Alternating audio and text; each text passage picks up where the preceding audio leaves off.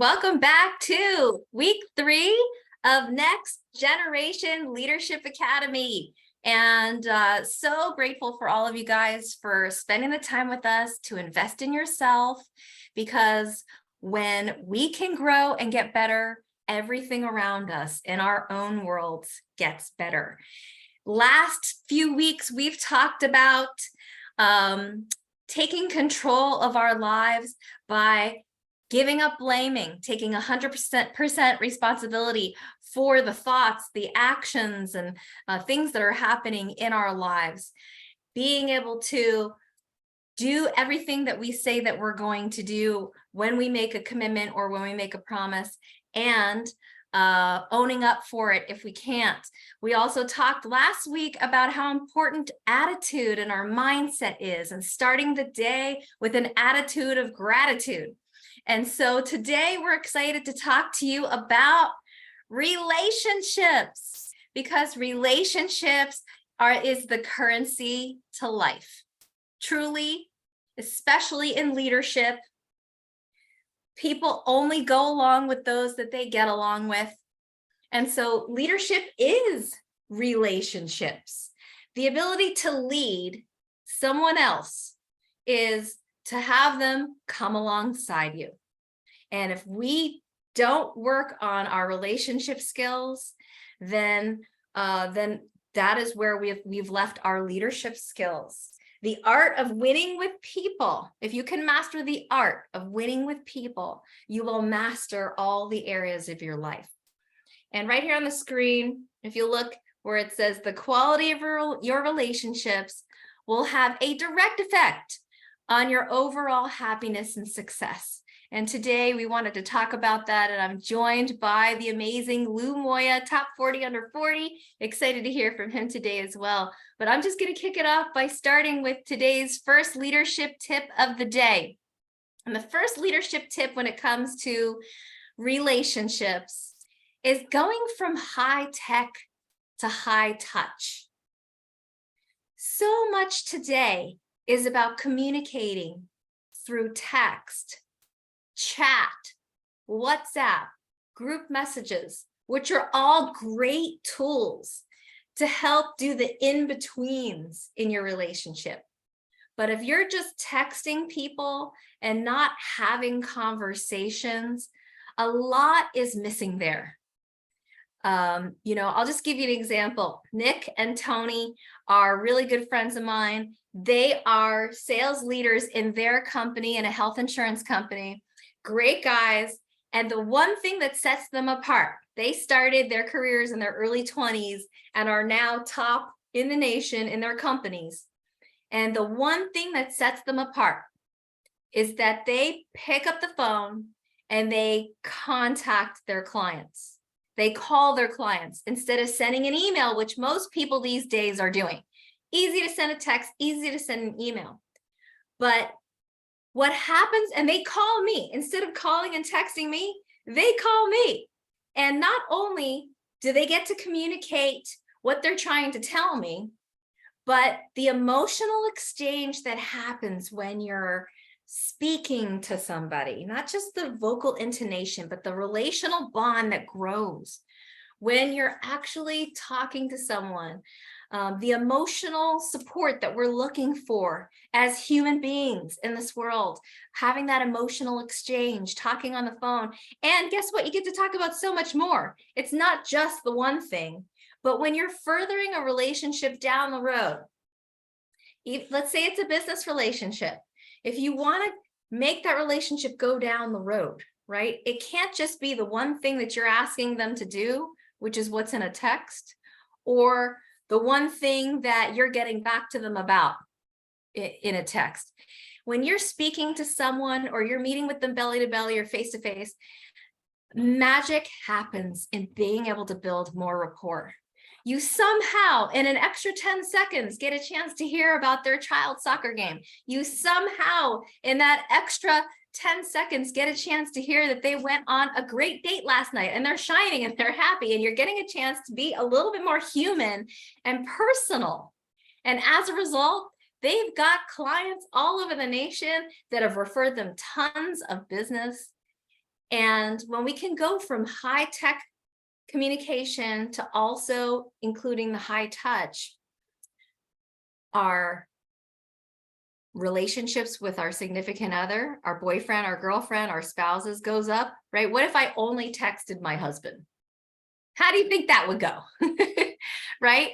What if I only texted my best friend? And we text sometimes, hey, how's it going? How are you? But it's something completely different when I'm calling her and I'm hearing that she's sad, because when I text her, how you doing? She's like, I'm okay. How are you? Like, that was it. That was the exchange. Like, she's like, I'm going to lunch today with John. Okay.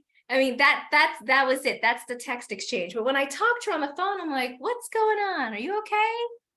You don't sound happy. What's happening?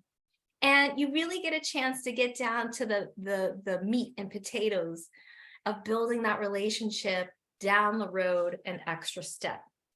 So I want to encourage you to pick up the phone next time when you want to contact someone. And of course, if they don't answer, leave a voicemail and send a text message. I'm not saying don't text, because texting is great for people to be able to get back to you, or if they're busy and they don't have time to talk right now. But as much as you can, at least try to start with the end in mind, right? And start with your best instead of start with your least. And so go from high tech to high touch. Lou, what's leadership number 2? Well, effectively leading people. Hello, everybody. And again, welcome to week 3. And as Liz mentioned, we had a lot of fun just teaching people, again, how to take accountability. And in this case, we're going to teach about relationships and how she went into those things also lead into how we effectively start leading others. Because the first person we have to learn to lead, as we learned before, is ourselves. Right.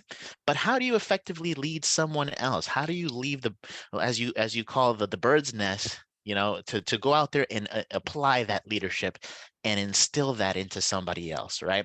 And so now, a lot of times I get the question, well, Lou, how do you do such and such? How this business is, and in business, it's not so much the how to, but it's how to be, right? But in this case, we're going to talk a little bit about the how to, because there are certain things that you have to do. That's not so much mindset, but more action. Right. And when it comes to effectively leading others, it does have a lot to do with building a connection with somebody, right? As Liz mentioned, building strong relationships with people. So the first thing that I think it's important to do is build at that special connection with your team. And what does it take? Well, it takes getting to know them. Now we work together, we work together in business, but do we know them on a more personal level? Do you know what their favorite food is? Do you know where their favorite place to vacation is? Do you know the names of their family members? Right? Those are important things to grasp, because a person will always walk out and quit on their boss, but they will never quit on a friend. Right? That's a principle or a philosophy that I learned in this business, and the reason why I have so many people on my team that stick around for so long is because of that connection that we build as a group. I like to feel that I'm very close to my team. And they know that I care so much about them. And that's what it takes to begin that effective leading process, just building that connection, right? Understand that those questions are important to ask for multiple reasons, like where do they love to go shopping? Where do they like to vacation? What's their favorite beach? If they could receive one gift, what would it be, right? Because how great would it be for you to reward them with those things for being a core leader on your team? If you can give them a gift card to their favorite restaurant that you learned about because of effectively building that connection with them. One of my mentors, Liz Lequeux, she's done that for me, for my family, for a lot of people on the team, and it duplicates because now I'm getting to do that for my team. And so that's an important step. Get to know the individuals on your team. What are their likes? What are their dislikes? On on the opposite end of course, understanding and knowing what their why is, what motivates them. See, in the last Sunday training that we had, we learned about the different types of um, colors, right? That we are, whether we are somebody who is, outgoing or, direct or indirect. And so we each identify with a color, right? As to what motivates a certain individual to do certain things, whether it be money, whether it be helping people, right? Whether it's having fun. See, as associates on the team, we got to identify what those things are as well, because those are the things that you continue to do as a leader to effectively lead them, to help them achieve their goals. Okay. And so, you want to create incentives where you can reward them for achieving, whether it be a new level or you can get them a gift card, like I mentioned before, send them a postcard, right? I have a drawer full of postcards from Liz Lequeux, and it's great to be able to go back and see those things because it was so touching. See, sometimes you may never remember what somebody said to you, but you'll always remember how it made you feel, right? You'll never forget, man. You can say, well, that card, you can pull it out and read it, and then you'll know what it said, but you'll never forget that feeling. Like, wow, what did I do to deserve that? Right? And it's such a loving thing to do for your team, and you're guiding them, and then you're effectively leading them, and they learn to stick around long enough because they just love being a part of that environment, right? And so it's important, to make them feel recognized for their achievements. So building an effective relationship, that great connection by getting to know your team, learn their reasons why they're here, so that way you can learn how to guide them, right? And this is all aside from the coaching, from the, telling them what to do specifically in the business. A lot of this is about learning who they are as an individual, right? What makes them tick? What makes them explode? What makes them, happy? What makes them angry? So that way you know how to guide them and properly and effectively lead them to greatness. I'll turn it back over to you, Miss LeQ. That was awesome, Lou. And when it comes to building relationships, there are 6 areas of our life, because it's not just, getting relationships right in the work environment. It's also getting relationships right at home, getting relationships right at church, getting relationships right, with all the different areas of our life: family, fitness, spiritual, work, mental wellness. And I'm missing one. I'm missing one. I'm completely blanking out. I talk about this all the time. Finances. Okay, finances. So there's 6 different areas of our lives. And so we're going to go to breakout rooms. And if you can share with your partner, which relationship in your life do you want to strengthen? Which relationship in your life right now do you want to strengthen? In any of the different areas of your life? It could be a business partner, it could be a prospective client, it could be someone in your family. But go ahead and share that with your breakout room partner. Make sure each person has an opportunity to share, and we will be back in 5 minutes. So who do you want to strengthen your relationship with in which area of your life? Here we go.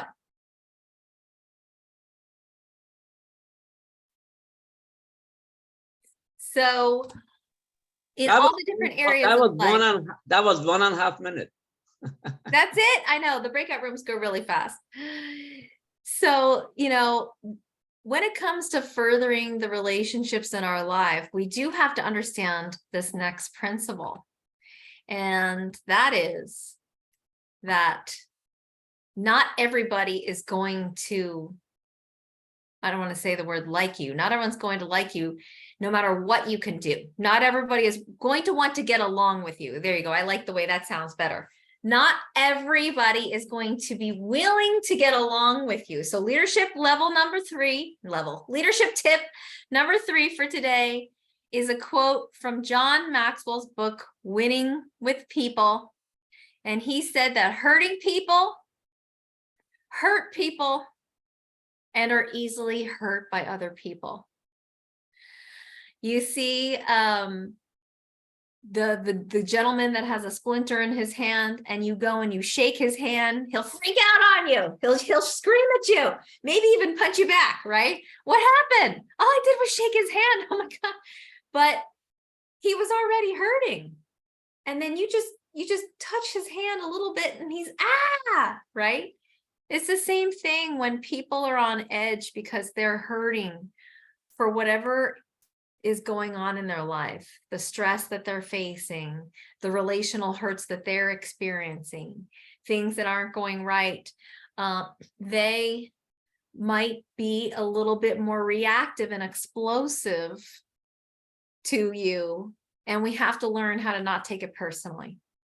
Every time someone is explosive or mean, or I'm talking to a customer that's yelling at me, or I'm talking to, somebody who's just complaining and upset about what somebody did, and I just have to say to myself, God bless them. God bless them, right? Because they must be going through a really hard time. The other day, I was getting over, the lane was ending. And so I was merging, and I had my signal on, and I was, waiting patiently. And then I pulled in front of this truck because like the lane was going to end. And then he immediately sped up, beeped his horn, opened his window, and started shouting at me. And I didn't realize that I had done anything wrong. We were all merging. I didn't understand what was going on, but I said, God bless him. He must be having a really bad day. So, hurting people hurt people, and they're easily hurt by other people, and we cannot take it personally. But what we can do is we can show up in their life as the most positive person. Because do you know people whose phone calls that you avoid taking? Like, they're like, oh my God, this person is always so heavy, just so negative, just, everything's always a complaint, or everything's just so dark. And we want to be the light, the encourager in people's life. If you want people to save your number and get excited when they see your number calling on their caller ID, because they know that it's going to be a positive interaction, then always be the one that speaks life into them. You could have a completely normal conversation with them, but don't forget to leave them better than where you found them. And that is what leadership is all about, improving the lives of the people that you interact with. Let's go to leadership tip number 4. All right, leadership tip number 4 is all about building culture. And as you can see, this kind of just rolls in with, again, building those relationships, building connections with your team so that you can build a culture. And what a culture is just a way of life, a way of being a family, right? And in my team, listen, I spent the better part of a year and a half, or probably a little bit more, just developing myself as a leader so that I can lead others. And I am so grateful for the team I've been able to develop, for the culture we're able to have. And there are a few dynamic, components of what makes it work. And so, when it comes to building a culture, there are a couple of things you need to define about your team. The first thing you want to define in your team is, what is your team's purpose, right? Now, we all adopt the purpose of what our company, Legal Shield, is all about, right? Our mission, but there are teams out there that have different approaches, different missions, different vision statements that work for that organization. You got to define what that is for you and your organization. And so when you're able to define your team's purpose, you tend to work closely together, and everyone is around that environment of feeling like they belong, feeling like a family, right?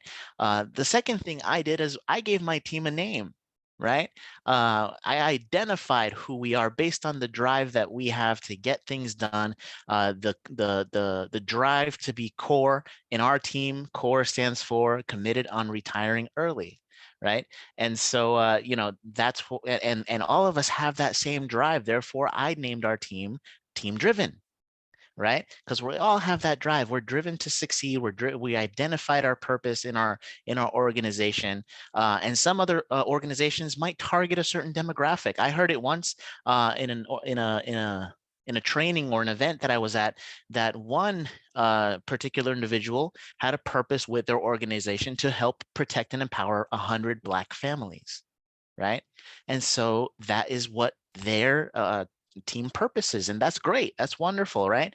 The second thing you want to do is find a way to keep your team in positive communication. And one of the things I did when identifying who was the ones that were going to join this core leadership group was I put a group chat together. And, I put this group chat together a little over 2 years ago, and it's still going strong today. Right. And sometimes the things that succeed the best are the things that you can measure based on time. And so, having the group chat has helped us identify a lot of certain needs of the team, but it also helped us identify which ones were here to stick and stay, right? I see a lot of people from my team that are on this call today who partake in that environment. We celebrate each other's wins. We do so much, but the before you do any of that, you want to qualify people to be a part of that environment, right? So once you identify, who really belongs in that group, because I don't put just anyone in that group, right? We don't want to just say, hey, welcome to the team, get into this culture, right? Because you can be sabotaging your entire team's demo, your whole structure if you're putting negative people in there, right? So it's important for you to have those conversations, those team building exercises, those connections at first, to say, well, hey, listen, you've done so well so far. How would you like to be a part of a successful, driven environment of other leaders who are having success? And then you welcome them into the chat group.